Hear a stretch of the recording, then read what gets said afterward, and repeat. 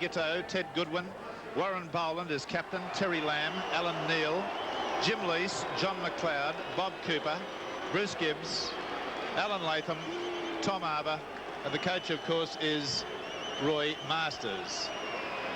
Giteau, playing his 100th first-grade game, led the side out today. Terry Lamb has found that at the top level, rugby league can be rewarding and cruel. He's had a lot of raps for his early season form, but has found that critics less enthusiastic within the last 3 weeks, and he's going to need a big lift in form to get them spelling out his name again. St George on the field. Brian Johnson, Brian Johnston, Graham Quinn, Robert Finch, Philip Graham, Tony Trudgett, Steve Morris. They're the backs. Graham Buckley, Graham Wynn, John Jansen, Craig Young captain, John Dowling, Robert Stone are the forwards. And the coach is Harry Bath.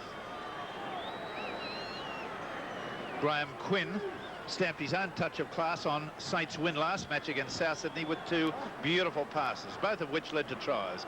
His partnership with and understanding of his centre partner Robert Finch will be a key factor in this expected torrid encounter.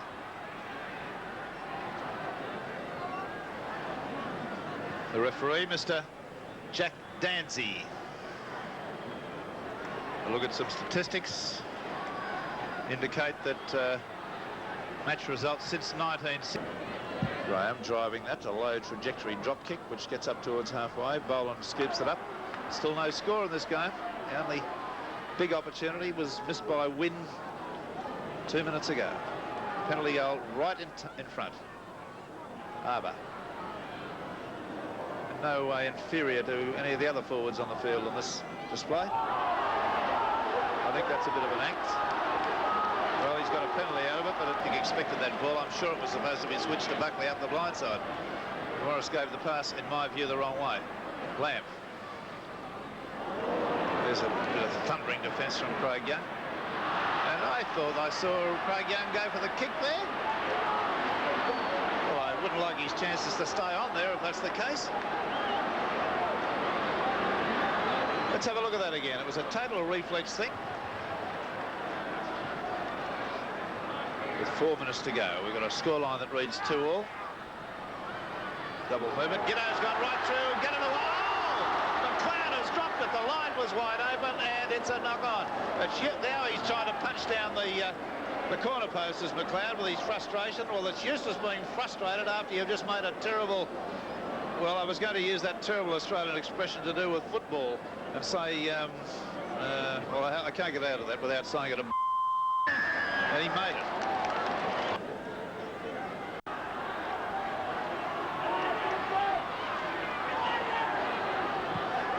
Dowling, 5 metres from the quarter line.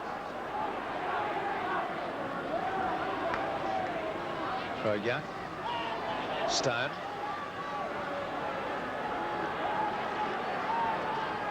Now the backs get the use of the ball. Morris. Jansen. Beautiful pass out of Josh. He'll score. He snapped onto that pass like a dream. An absolute ripper of a pass and a beautiful bit of on the burst running. And see it again. Suburbs come up with another scrum win. Neal away to Lease. Out to Smith. Smith's got himself into a clear. It's a try on the sideline. A rebound. He'll go round, right around, right around, right around. There it is. And that's a good try to rebound. Good football there by Western Suburbs. Score locked in at 7-all. It'll be 9-7 after this kick. And Teddy Goodwin's a little bit delighted about the whole thing. Still waving his arms like a clockwork when possession's critical. I would have thought St George would have had all the weight they could on this one. That's a penalty to West. Morris can't get away with murder. That was, he was going to put it in the second row. There's some of the West players creeping around with the ball in his hands as if he owns it. The kick at goal, he's saying. He's even digging the hole. He's put it on the mound. Well, who said Goodwin hasn't got a sense of humour? He's done everything but juggle out there in the last few minutes.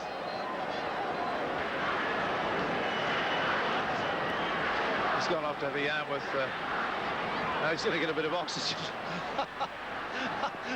He's gone off to get oxygen. Well, there you are. Giteau's kick is successful. That's the ball game. Forget it. Put out the glasses. Doesn't matter what happens And one of a major upset in the eyes of many people, myself included. Western Suburbs doing everything better than St George. Less St George now with resorting to the bomb on the first tackle. Goodwin will take that. This is going to be quite a win for Western Suburbs. Bowen.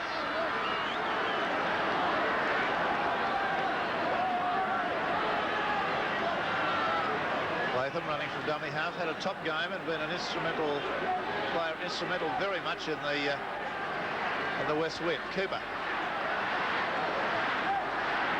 Now the crowd chanting West, West, West, West. Harbour. Up over the quarter.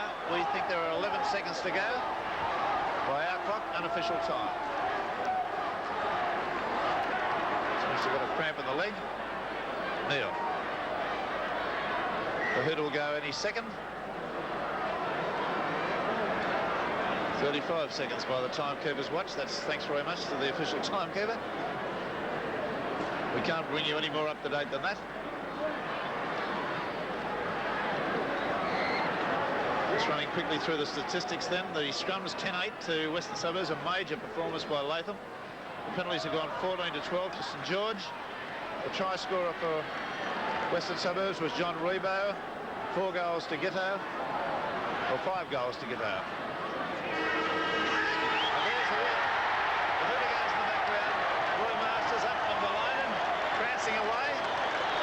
To greet his players as they come from the field, as well he should. They've put up a sterling performance in the sense that they've created many more opportunities than St George today. And St George, it must be said, a fairly disappointing outfit. Don't appear to have the flair in the side that they've had heretofore, but a professional and tradesman-like display by them, but no great flair. Western Suburbs created many more opportunities. They've only scored the 1 try, but nonetheless they've created many more opportunities than St George on the night. As such, they probably deserve to win. So there it was, 13-7, Western Suburbs.